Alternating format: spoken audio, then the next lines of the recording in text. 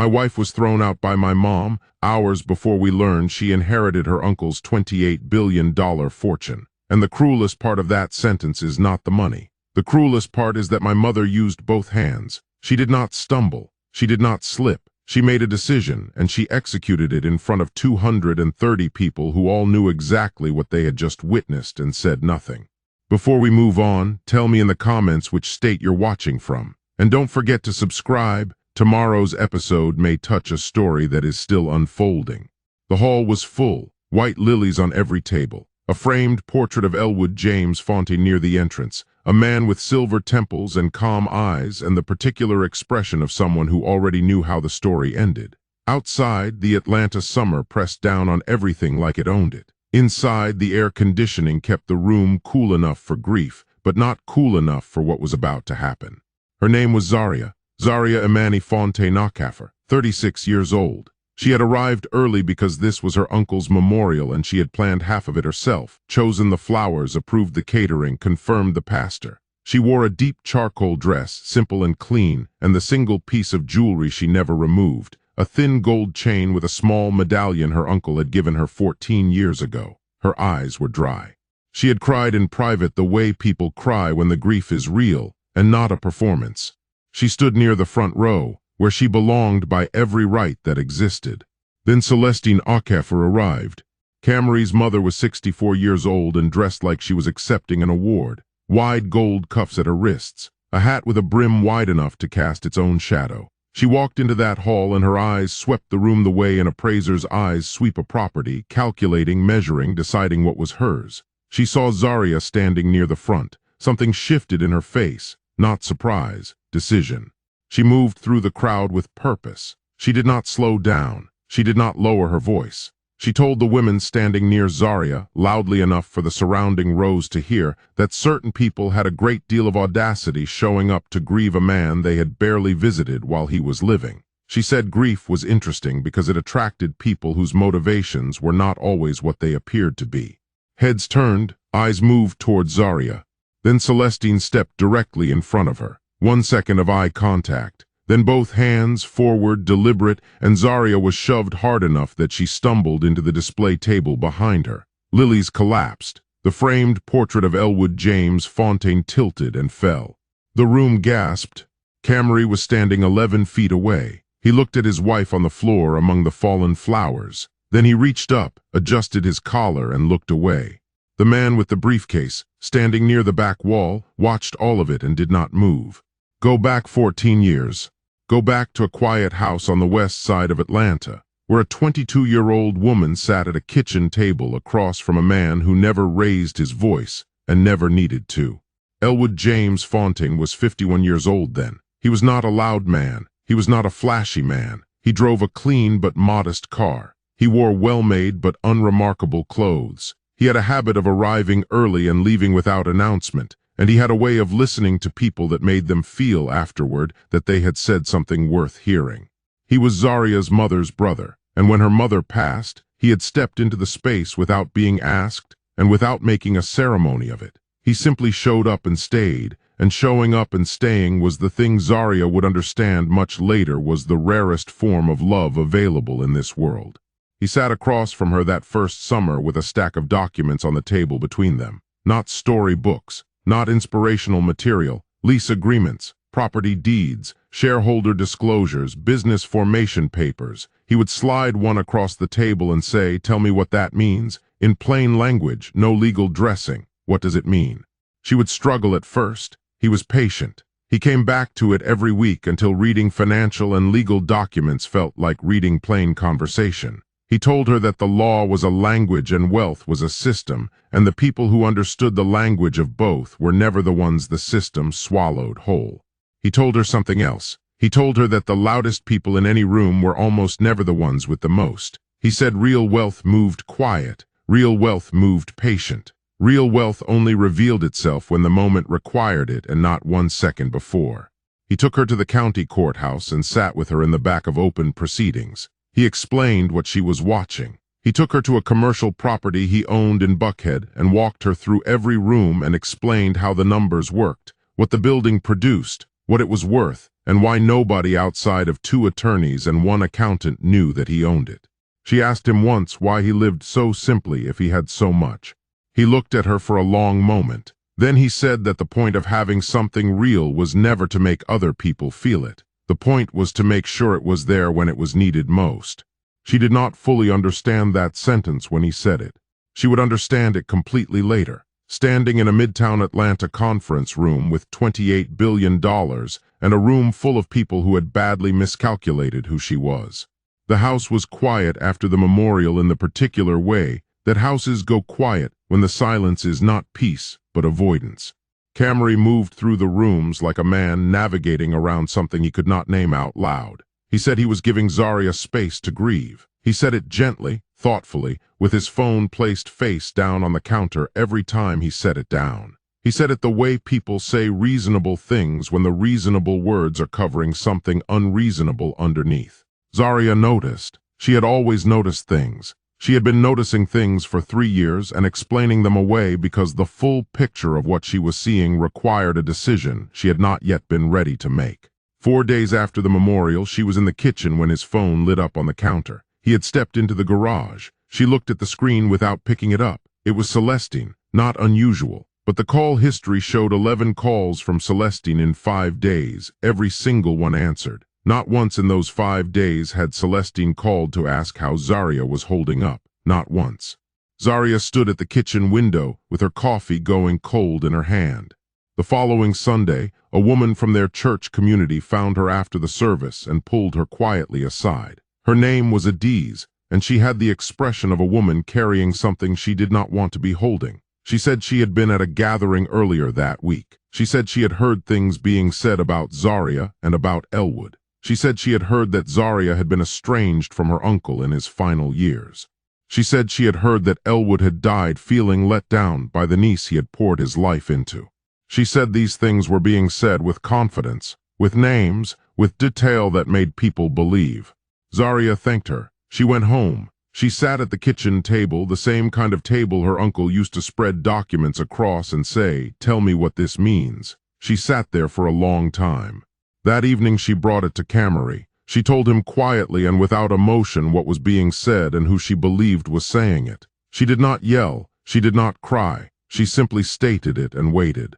Camry sighed. He said his mother meant well. He said Zaria needed to consider that his mother was from a different generation. He said grief made people more sensitive than usual, and Zaria needed to extend grace. She looked at him for a long, still moment. Then she said good night, and she went to bed. She did not extend grace. She began paying closer attention to everything. It was a Wednesday afternoon when the last piece of the picture fell into place. Zaria had been downtown for an appointment and was walking back toward the parking structure when she remembered a book she owed to a colleague whose office sat above a restaurant on Peachtree Street. She walked the 2 blocks. She pulled open the glass door. Cool air, dim lighting, the low sound of a room full of people having conversations that mattered to them. She saw them before they saw her. Corner booth, Camry in the center, leaned back in the particular way he only leaned when he was fully comfortable and fully unguarded. Celestine to his left, in another outfit that announced itself before she did. And Tiara Sims to his right, a co-worker Zaria had met at exactly 2 company events, sitting close enough that the space between them had a meaning.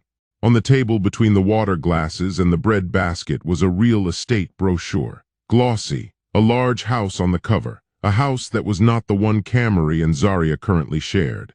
Celestine pointed at something on a page. Tiara nodded. Camry smiled. The 3 of them had the look of people planning something they believed was already decided.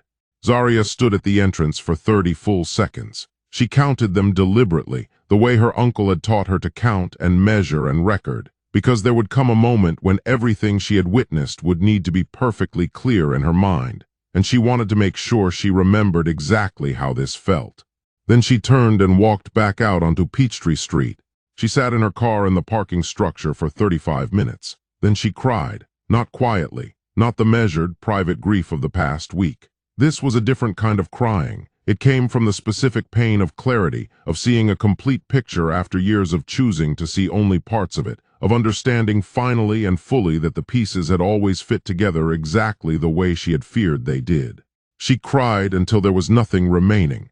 Then she looked at herself in the rearview mirror, straight on, no looking away. Her uncle had taught her that too. He used to say that a person who could look at hard truth directly and stay seated was a person who could not be destroyed by it. She drove home.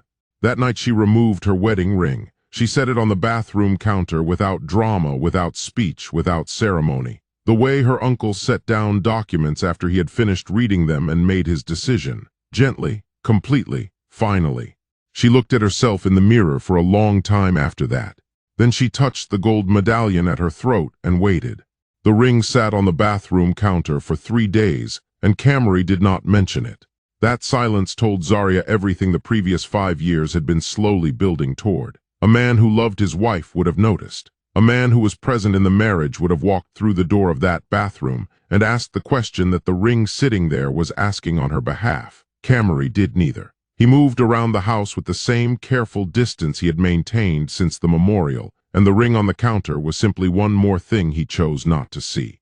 Zarya was not angry. She had moved through anger already, somewhere in the parking structure on that Wednesday afternoon, and what remained on the other side of it was something quieter and considerably more powerful. It was the feeling her uncle had described once when she was younger, and had asked him how he stayed so calm when people underestimated him. He had said that anger was loud, and loud things consumed energy that serious people needed for serious work. He said calm was not the absence of feeling. Calm was what happened when a person trusted completely in what they had already built. She began making calls. She contacted attorney Warren Osai's office, the estate attorney her uncle had named specifically in his personal correspondence to her, correspondence that had arrived via certified mail 3 days before the memorial, and that she had read alone in the kitchen at 6 in the morning with her coffee and her uncle's careful handwriting and the gold medallion pressed between her fingers. She confirmed the appointment. She said nothing to Camry about where she was going or why. What Camry did not know, because he had not asked and she had not offered, was that she had been carrying a specific piece of information for 11 days. 11 days earlier, a certified document had arrived at the house addressed solely to her. It had come from the law offices of Osai, Chambers, and Associates on the 14th floor of a building in Midtown Atlanta. Camry had not been home when it arrived. She had signed for it herself and placed it in the interior pocket of her leather folio, which she kept in the closet on her side of the room, which Camry had not opened in at least 2 years. She did not think of what was coming as revenge. She did not rehearse speeches or imagine reactions. She simply moved through those 3 days between the ring and the reading the way her uncle had always moved through the space between preparation and arrival. Quiet, patient, certain. On the morning of the reading, she dressed carefully, simple clothing, nothing performative, the gold medallion at her throat. She looked at herself in the mirror one final time. The woman looking back at her was not the woman who had been shoved into that display table 4 days ago in front of 230 people. She was someone else now. She was someone who already knew. The law offices of Osai, Chambers, and Associates occupied the 14th floor of a glass building in Midtown Atlanta, where the elevator doors opened into a lobby with dark marble floors and tall windows, and the specific quality of silence that serious money purchases on purpose. Zarya arrived first. She sat at the far end of the conference table, folded her hands, and waited. Camry arrived with Celestine. Tiara Sims walked in behind them. The audacity of that entrance had its own grammar. Tiara's presence in that room, at the reading of Zarya's uncle's will, announced everything about what Camry and Celestine had decided the outcome of this day was going to be. They had arrived as a unit. They had arranged themselves as a conclusion. Celestine looked around the conference room the way she looked around every room she entered, with the measuring gaze of a woman who believed that whatever space she occupied became elevated by her presence. Something about the size of the room, the quality of the table, the Atlanta skyline visible through the floor-to-ceiling windows, made her sit straighter. A small smile moved across her face, the smile of a woman who believed she had finally arrived at the table she deserved. Attorney Warren Osai entered last. He was the same man who had stood at the back of the memorial hall with a briefcase and watched everything. He set the briefcase on the table. He removed a bound document and several sealed envelopes. He greeted everyone by name professionally with no warmth and no coldness. He had done this many times. He was not impressed by anyone in the room. He sat down, he began. He read the legal architecture first. The declarations, the attestations, the formal language of a document built with extraordinary care across multiple years. He read it steadily, without performance, the way men who understand that the words themselves carry all the weight they need do not feel compelled to dramatize around them. Then he read the asset summary. He listed the commercial real estate holdings across Atlanta, Birmingham, and Charlotte. He listed the land holdings across 4 southern states, all owned outright. He listed the silent equity positions inside 3 significant private companies. He listed the private investment portfolio, assembled across 4 decades of disciplined, quiet compounding. Then he read the total, $28 billion. The room did not erupt. Rooms in real life do not erupt the way they do in films. What happened was more honest and more complete than eruption. The room went silent in the way that rooms go silent when the air itself changes composition. When something enters the space that is too large for regular breathing, and every person present needs a moment simply to remain upright. Celestine made a sound that began as a word and dissolved into nothing. Camry's jaw opened and did not close. Tiara looked at Camry. Camry looked at the ceiling the way a man looks at the ceiling when the floor beneath him has simply disappeared. Warren let the number occupy the room for exactly as long as it required. Then he turned the page. Warren Ose turned the page and read the distribution clause without pausing, without looking up, without any adjustment in his tone that would suggest the words he was about to read were anything other than ordinary legal language. The entirety of the estate, all assets, all holdings, all commercial properties, all land, all equity positions, all liquid accounts, everything was to be transferred in full to one person. He read the name. Zariamani Fontaine-Aquifer. No conditions, no waiting period, no shared distribution, no trust committee structure, no percentage to any other living relative, no challenge provisions written into the document because the document had been constructed with the specific intention of leaving nothing available to challenge. Everything, to her, effective upon the completion of the reading. Celestine's hand came flat down on the table. Camry finally closed his mouth. Then he opened it again. No words arrived. Warren set the distribution document down and looked over his glasses at Zaria with the expression of a man who had seen this moment coming for 14 months and had spent every one of those months making certain it would land exactly as it was landing now. He told her that her uncle had updated the will 19 months ago. He told her that attorney Elwood James Fontaine, yes, an attorney himself, the quietest real estate attorney in the southeastern United States, had applied every legal protection available across multiple witnessed sessions over several years. He told her there was also a personal letter. He slid a cream-colored envelope down the length of the conference table. The room watched it travel in total silence. Zaria picked it up. She broke the seal slowly. She unfolded 4 pages of handwriting, her uncle's careful, deliberate script, the handwriting of a man who measured every word before he committed it to paper. She read the way he had taught her to read important documents, slowly, completely, without rushing toward the conclusion, without skipping the small print because the small print was always where the meaning lived. The room remained silent while she read. Even Celestine remained silent, and that silence was the most honest thing Celestine had produced in years. When Zaria finished, she folded the letter with both hands and placed it into her bag. She sat for one moment with her eyes on the table. Then she stood. She looked at Celestine first, long enough for Celestine to receive what was in that look, which was not cruelty and was not triumph. It was the look of a woman who had finally, completely, stopped pretending she did not see what had always been directly in front of her. She looked at Tiara next. Tiara dropped her eyes to the table immediately. Then she looked at Camry, the man she had married, the man who had stood 11 feet away from her at her uncle's memorial and looked away. She looked at him for a long, final, still moment. Then she said it, quietly, without theater, without satisfaction in her voice, only truth. She said that she had always known. That was why she had never told any of them anything. She picked up her bag and moved toward the door. Zaria was at the door when Warren Ose cleared his throat. He said there was one additional matter he had not yet addressed. He said it the way attorneys say things that are anything but additional, with the calm, measured delivery of a man who saved the most significant detail for the moment when the room was least prepared to receive it. He noted that among the property holdings he had not yet detailed was a residential property in Buckhead, Atlanta. He noted that 3 years prior, Elwood James Fontaine had quietly purchased the mortgage on that property outright, in full, without notifying any occupant of the transaction. He noted that the deed of the property had been transferred into Zaria's name 22 months ago. He noted that this transfer had occurred through entirely standard legal channels and had been recorded with the county without incident. He then noted, with the same unhurried precision he applied to every word he spoke, that the name of Camry Okafor did not appear on the deed, had never appeared on the deed, had never been placed on the deed at any point during the marriage or prior to it.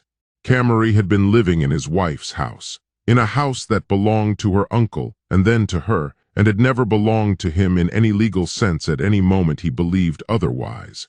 Warren delivered this the way he delivered everything, plainly, without decoration, because facts did not require decoration. The room was completely still. Celestine looked at her son, Camry looked at the table, Tiara looked at her own hands. The Atlanta skyline sat behind the floor-to-ceiling windows, indifferent and enormous and continuing.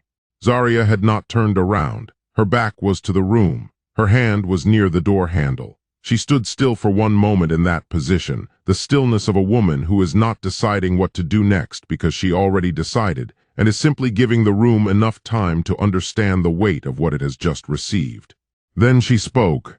She said it simply, without turning around, without raising her voice above the level of ordinary conversation. She said he had 30 days. Then she opened the door and walked out.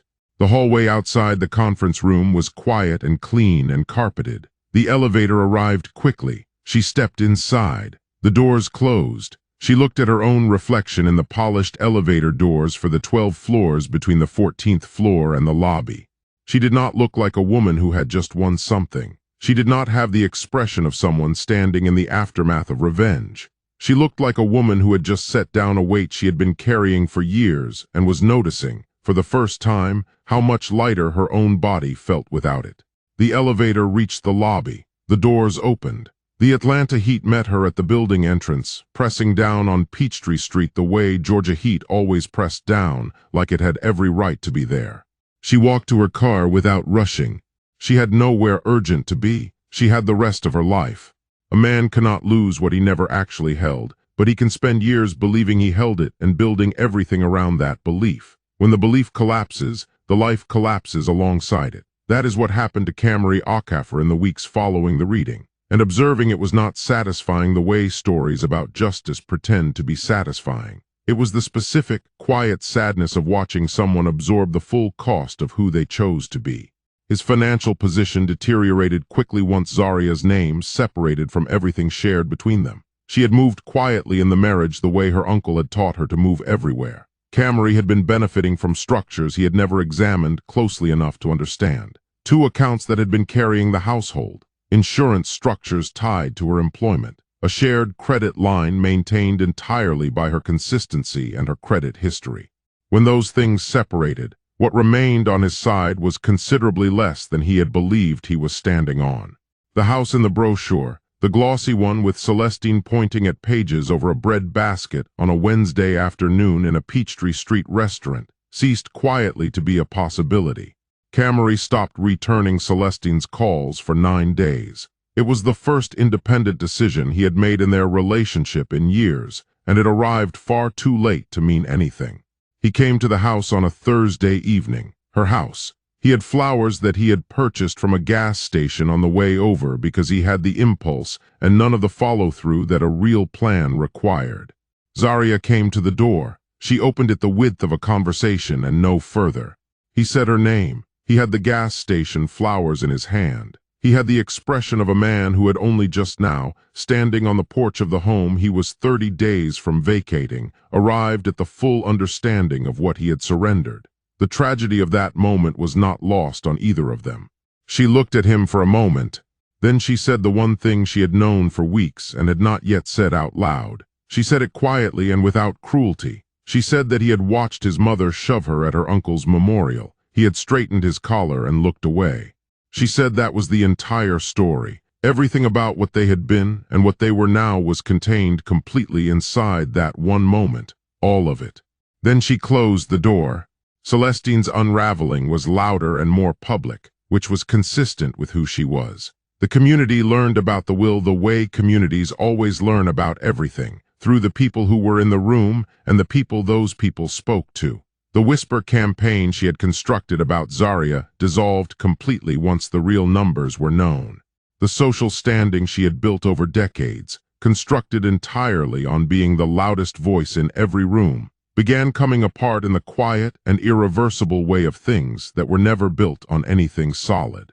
Tiara Sims transferred departments within 6 weeks. She stopped responding to Camry's messages shortly after. He was alone completely, simply, finally alone. Early morning arrives differently at a memorial garden than afternoon does. The Atlanta heat had not yet appeared. The grass along the garden paths was wet and the air moved slowly, the way air moves when the day has not yet decided what it is going to become. The oak trees at the perimeter were still and dark green. A bird somewhere in the upper branches was singing without urgency, the way birds sing when nothing is required of them. Zarya arrived before 7 in the morning. She walked the familiar path to the memorial wall where her uncle's name had been inscribed in black granite, clean and permanent. Elwood James Fontaine, his years, and below those 4 words she had chosen herself, the 4 words from his letter she had read in the conference room that had told her everything about what he had spent his life doing and why. He moved quiet, he moved patient.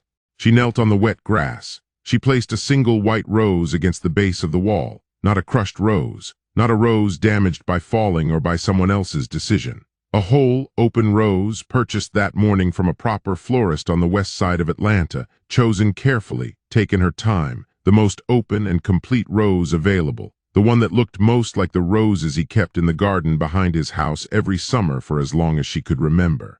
She stayed there for a while. The morning kept being morning around her. The dew on the grass caught the early light. The bird kept singing. The oak trees were completely still. She touched the gold medallion at her throat, the one with his initials on the back worn smooth by decades of handling, his hands first and then hers. She did not speak out loud, but inside, in the quiet voice she used when it was only her and the truth, she spoke to him. She said that she understood now. She said she understood that he had not simply been leaving her money. He had been building, across 40 years of silence and patience and disciplined movement, the proof that she was worth protecting, that the woman they had laughed about and lied about and shoved in front of 230 people was worth 40 years of love and 40 years of preparation. She said she understood why he had never told her the size of what he was building. She said she understood that the telling would have changed her, would have made her carry it in the wrong way, would have turned the gift into a burden before it was ever meant to arrive. He had trusted her to be exactly who she was, and she had been.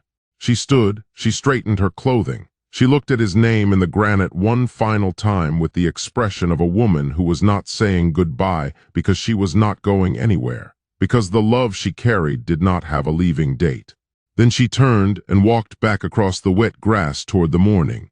She did not look hard. Zarya had never been made for hardness, and hardness had never tried to take her fully. She looked settled. She looked the way a woman looks when she has set down a weight she was never supposed to be carrying, stood back up to her full height, and found, not to her surprise but to her profound relief, that her full height was more than enough. The light came across the garden in long gold lines. It found her there, and it stayed. If you enjoyed this story, like this video, and leave a comment telling me what you thought. And if you're not already subscribed to the channel, please subscribe and hit the notification bell to get alerts for new stories like this one. Thanks for watching.